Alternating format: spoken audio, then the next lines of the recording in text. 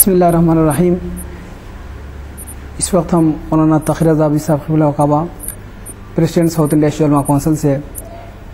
یہ کہنا چاہتے ہیں کہ یوم القدس کے بارے میں کچھ کہے کہ آج کا جو مسئلہ ہے، مطلب مولانا جو ہے تقی رضا صاحب قبلہ حیدرآباد میں یوم القدس کے بانی ہیں اور کئی سالوں سے مسلسل یوم القدس کا پروگرام مولانا تقی رضا قبلہ انجام دے رہے ہیں، اور ان کے بارے میں کچھ یوم القدس کے بارے میں کچھ سوال کرنا چاہتے ہیں کہ مولانا فرمائیے یوم القدس کے بارے میں کچھ۔ بسم اللہ الرحمن الرحیم، الحمد للہ رب العالمین، الصلاة والسلام علی رسولہ الکریم واہل بیتہ الطیبین الطاہرین واصحابہ المنتجبین، اما بعد۔ میں سمجھتا ہوں کہ تمام مسلمان اس حقیقت سے واقف ہیں کہ بیت المقدس یا بیت المقدس مسجد الاقصی کو کہتے ہیں۔ یہ وہی مسجد الاقصی ہے جس کا ذکر قرآن مجید میں آیا ہے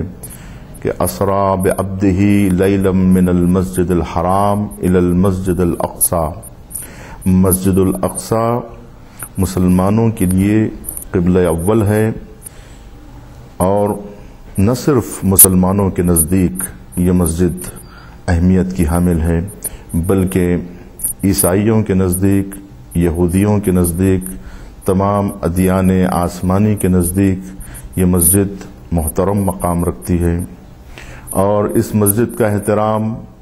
مسلمانوں کے ساتھ تمام ادیان آسمانی اس مسجد کا احترام کرتے ہیں۔ مسلمانوں کے احساسات اس مسجد سے جڑے ہوئے ہیں،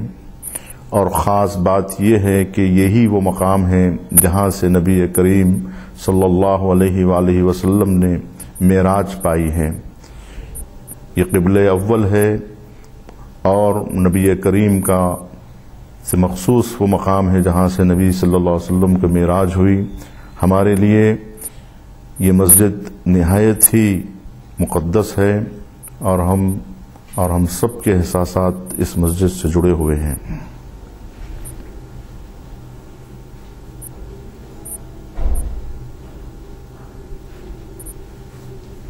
سوال کرنا چاہتا ہوں کہ قبلہ یوم القدس پورے دنیا میں کیوں منایا جاتا ہے؟ بسم اللہ الرحمن الرحیم۔ یوم القدس اس وقت دنیا کے ہر گوش و کنار میں رہنے والے تمام مسلمان یوم القدس مناتے ہیں، اور یہ یادگار ہے امام خمینی علیہ الرحمہ کی کہ انہوں نے انقلاب اسلامی ایران کے بعد تمام مسلمانوں کو یہ پیغام دیا تھا کہ تمام مسلمانوں کو چاہیے کہ وہ جمعۃ الوداع کو یوم القدس قرار دیں اور یوم القدس منائیں۔ سب سے اہم مسئلہ یہ ہے کہ یوم القدس کیوں منانا چاہیے؟ یہ سوال نہایت ہی حساس سوال ہے، کیونکہ اس وقت ہزاروں مسائل ملت اسلامیہ کے پیش نظر ہیں۔ اس وقت میانمار کا مسئلہ ہے، اور شام کا مسئلہ ہے، سیریا میں اختلافات اور جنگ کا بازار گرم ہے، اسی طرح مختلف ممالک میں اس وقت مسائل ہیں، اور مسلمان مسائل سے دوچار ہیں۔ سوال یہ پیدا ہوتا ہے کہ ہم ان تمام مسائل کو چھوڑ کر،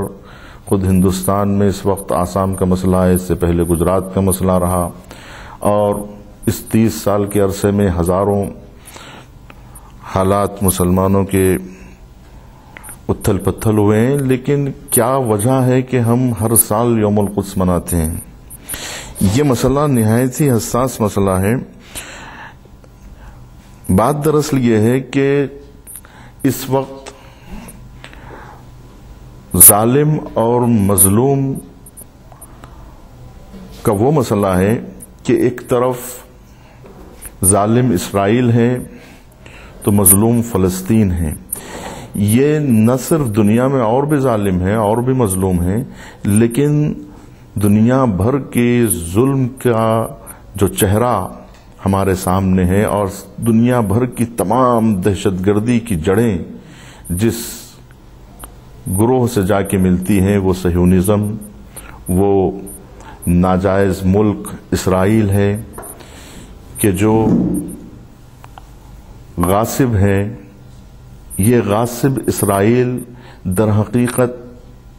ایک نشانی ہے ظلم کی، ایک پہچان ہے ظالم کی،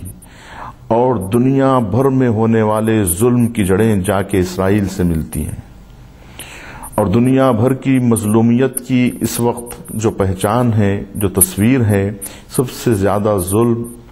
جس قوم و ملت پر 60 سال کے عرصے میں مسلسل ہوتا رہا ہے وہ فلسطین کی سرزمین ہے۔ دیکھیے جس طرح سے ہندوستان میں بابری مسجد کا مسئلہ ہے، مساجد بہت ہیں، لیکن بابری مسجد کا مسئلہ اس وقت حساس ترین مسئلہ ہے ہندوستان کی تاریخ کا، اور اس سے مسلمانوں کے احساسات جڑے ہوئے ہیں۔ اگر یہ مسئلہ حل ہو جاتا ہے تو سارے مسائل حل ہوتے ہیں، اور اس وقت تمام ہندوستان کے مسلمانوں کی غیرت داؤ پہ لگی ہوئی ہے۔ چنانچہ یہ مسئلہ اس وقت زیر بحث ہے اور عدالت میں اس کا کیس چل رہا ہے۔ یوں تو مسلمانوں پر ہندوستان میں اور بھی ظلم ہوئے ہیں، لیکن بابری مسجد کا مسئلہ بہت ہی اہم ہے۔ اسی طرح گزشتہ ادوار میں بھی ایسی ہمیں مثالیں ملتی ہیں۔ مثال کے طور پہ تاریخ اسلام میں باغ فدق کا مسئلہ رہا ہے، یا اس وقت گجرات میں جو حالات ہوئے ہیں اس میں جو وہاں کے چیف منسٹر پر جو اس وقت جو کیس چل رہا ہے عدالت میں زیر دورہ ہے، ہزاروں انسانوں کا خون بہایا گیا، لیکن ایک دو مسئلے ایسے ہیں جس کے اوپر کیس چل رہا ہے کہ اگر وہ مسئلہ ثابت ہو جاتا ہے تو قاتل سامنے آ جائے گا اور ظالم پہچانا جائے گا۔ اسی طرح سے پوری دنیا میں ظلم ہو رہا ہے، میانمار میں ظلم ہو رہا ہے، مصر میں انسانوں کا خون بہایا جا رہا ہے، شام میں انسانوں کا خون بہایا جا رہا ہے، مختلف ممالک میں اس وقت انسانوں کا خون بہایا جا رہا ہے، لیکن سب سے زیادہ حساس مسئلہ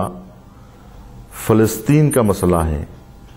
کیونکہ اس وقت فلسطین یزیدان وقت کے سامنے ٹھہرے ہوئے ہیں، دنیا کے سب سے بڑے ظالم اور جابر کے سامنے ٹھہرے ہوئے ہیں۔ جہاں پر بھی مسائل پیدا ہوتے ہیں وہ عارضی مسائل ہیں، لیکن یہ وہ حساس ترین مسئلہ ہے کہ یہ ایک ایسی سازش ہے جو مسلمانوں کے خلاف عرصہ دراز سے ہو رہی ہے اور یہ تھمنے کا نام نہیں لے رہی ہے، اور سارے مسائل اس سے جڑے ہوئے ہیں، تمام دنیا کے مسائل اس مسئلے سے جڑے ہوئے ہیں۔ اگر ہم فلسطینیوں کا ساتھ نہیں دیتے ہیں تو اس کا مطلب یہ ہے کہ ہم مظلوم کا ساتھ نہیں دینا چاہتے ہیں، اس لیے کہ اس وقت وہ مظلومیت کی شناخت بن چکے ہیں، اور اسرائیل اس وقت ظالم کے طور پہ پہچانا جاتا ہے۔ اسرائیل کی تائید در حقیقت ایک مسلم ثبوت ظالم کی اور ایک کھلے ہوئے ظالم کی تائید کرنا ہے۔ جس طرح سے قرآن مجید شیطان کو کہتا ہے کہ یہ عدو مبین ہے، یہ تمہارا کھلا ہوا دشمن ہے، ہمارے مسلمانوں کے بہت سارے دشمن ہیں، لیکن اسرائیل مسلمانوں کا دیرینہ دشمن ہے، اور ایک ایسا دشمن ہے کہ جو 60 سال سے مسلسل مسلمانوں کے خلاف بلکہ ان کی پوری تاریخ ظلم سے بھری ہوئی ہے، اور اس وقت یہ پوری طاقت کے ساتھ اور کھلے ہوئے اعلان کے ساتھ مسلمانوں کے سامنے ٹھہرے ہوئے ہیں۔ کتنے ایسے ظالم ہیں جو یہ نہیں کہتے کہ ہم ظلم کر رہے ہیں، جو یہ نہیں کہتے کہ ہم مسلمانوں کا خون بہانا چاہتے ہیں، لیکن یہ کھلا ہوا دشمن ہے، اور کھلے ہوئے دشمن کی تائید کرنا در حقیقت ایک کھلے ہوئے ظالم کی تائید کرنا ہے۔ تو اس وقت پوری دنیا کے سامنے یہ سوال پیدا ہوتا ہے کہ آپ ظالم کا ساتھ دینا چاہتے ہیں یا مظلوم کا ساتھ دینا چاہتے ہیں۔